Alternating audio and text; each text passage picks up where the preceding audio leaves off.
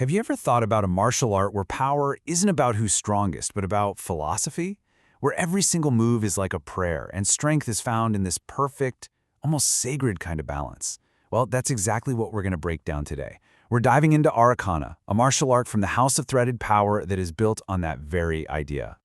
This right here is the core of it all, the central pillar for the entire system. Strength is not force, but sacred form. Just let that sink in for a second. It's basically saying that real power doesn't come from just brute aggression, but from your intention, from your structure, from a kind of spiritual poetry in motion. And that's the big question, isn't it? What does that actually look like when people are fighting?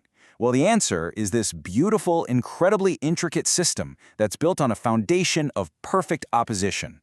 And that is exactly what we're going to get into.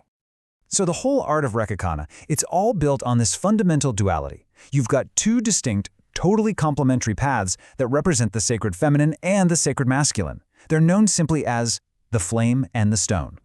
So here they are. On one side, you've got the Kiyashira Qhavanar, which translates to the flame weave form, representing the feminine, and on the other, the Kasorra Vvaqdorr, the stone wind stance, for the masculine. Now, these aren't rivals, not at all. They're two halves of a whole, designed to be totally equal in power and to harmonize with each other perfectly. All right, let's dive into the first path, the way of the sacred feminine. This form is this incredible blend of expressive, fluid power, and it pulls its whole essence from the elements of flame and water. Just think about that for a second. The unpredictable, creative energy of fire mixed with the yielding, absorbing nature of water. It creates this spiritual focus on expressive intuition and emotional strength. Practitioners basically learn to absorb aggression like a calm lake, and then boom, redirect it with the focused intensity of a flame. And you can totally see how that philosophy plays out in the actual moves. We're talking fluid, almost dance-like motions. The Taviar veil turn is this disarming spin that uses cloth or even smoke. And get this, the Namor flame step actually releases kinetic heat with a double heel tap. It's beautiful, but it's also incredibly effective. And of course, the weapon for this form is just a perfect extension of that whole idea. The twin Yaraki fan blades aren't for, crude blocking. They're for precise, sweeping movements. This is a weapon that's as much a part of the dance as the person wielding it. Okay, so now let's see how this elegant form is balanced by its opposite. So now we turn to the path of the sacred masculine. Where the feminine form was all about being fluid and expressive, this path is grounded, it's patient, and it's assertive. This is the way of stone and wind. The elements here, earth, stone, wind, they create a spiritual focus on control and rooted instinct. It's not about wild, flashy movement. It's about the unshakable stability of stone and the sudden, decisive force of the wind. This path is all about presence, about setting unshakable boundaries and just owning the ground you stand on. And you can really see that presence in the techniques themselves. Firm stances, silent steps. The Vivre Hummer step is this powerful downward strike that's literally designed to break barriers. The Zazakar arc even uses a sonic tone to disrupt an opponent. The whole point is control and sudden, decisive impact. The sacred weapon here is the Koster pole blade. It's not just a staff, it's a tool for literally projecting one's will, using the sound from those chime-etched rings to anchor and protect sacred ground. So we've got two very distinct, very powerful paths. But how do practitioners actually walk them?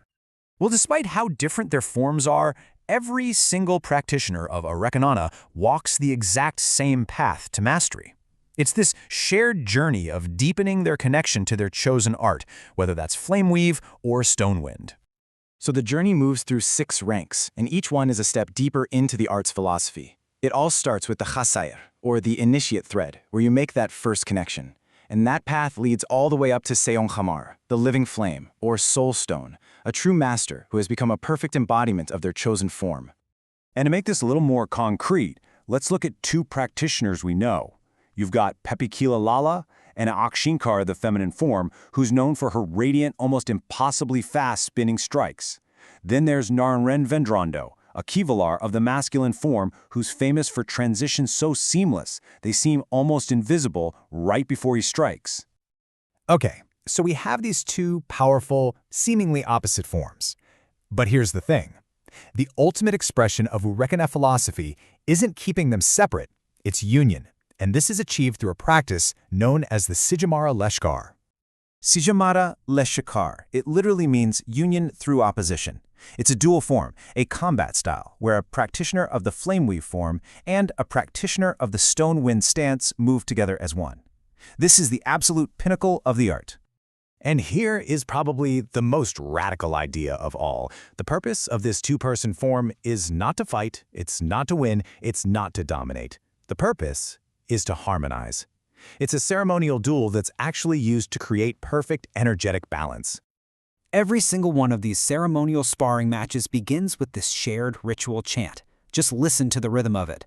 Na Kasorra, na Nakia, na Sajiyavva. And the translation? It reveals everything. I am strength. I am softness. I am balance. Each practitioner acknowledges their own nature and the nature of their partner before declaring their shared purpose, to create balance together. It's the entire philosophy, right there in 3 simple lines. So what we're left with is this incredible idea. Arreqqana teaches that true harmony doesn't come from everyone being the same, but from the union of total opposites. And it really makes you wonder, if strength and softness can create balance on a sparring mat, what opposing forces in our own world could create harmony? If only we stop trying to make one side win.